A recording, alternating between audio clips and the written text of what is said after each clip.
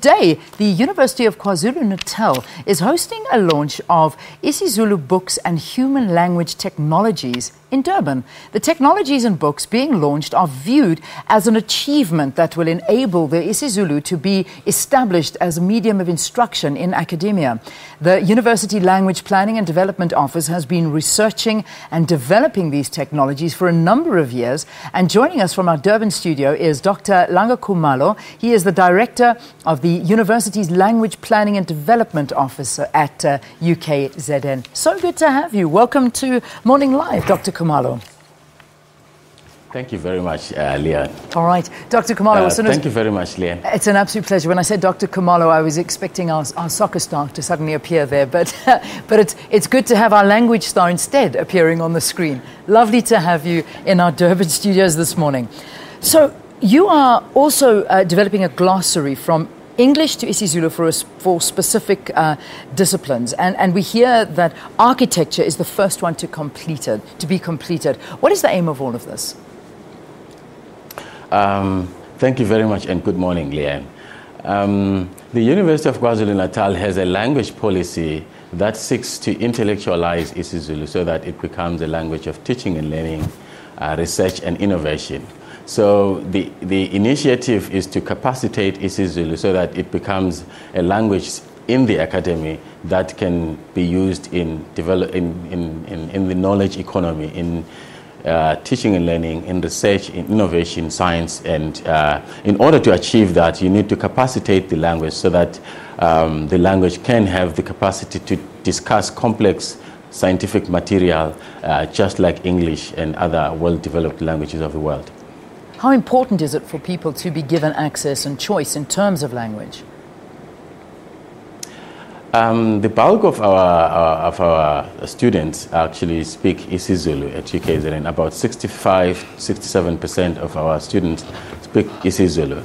And our constitution also entrenches the right for these languages to be developed and achieve parity of esteem with languages like English and Afrikaans. So it is imperative for institutions such as universities to capacitate these languages so that these languages can be used as languages of teaching and learning and research. So I believe that the institution is also launching two books, and one is a volume of isiZulu short stories, and one is a glossary of university's launch of technologies. Tell me a little bit more about these two books.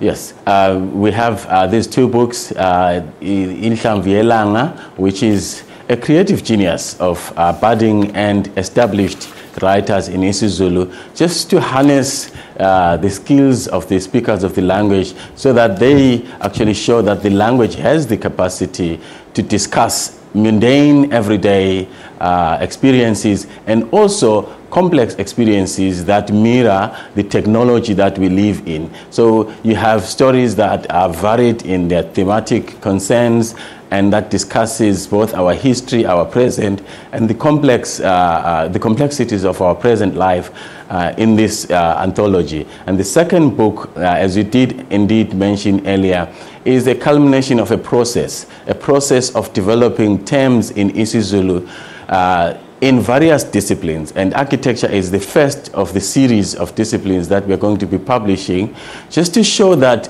we can indeed create necessary terminology that is required in teaching complex materials in these scientific disciplines.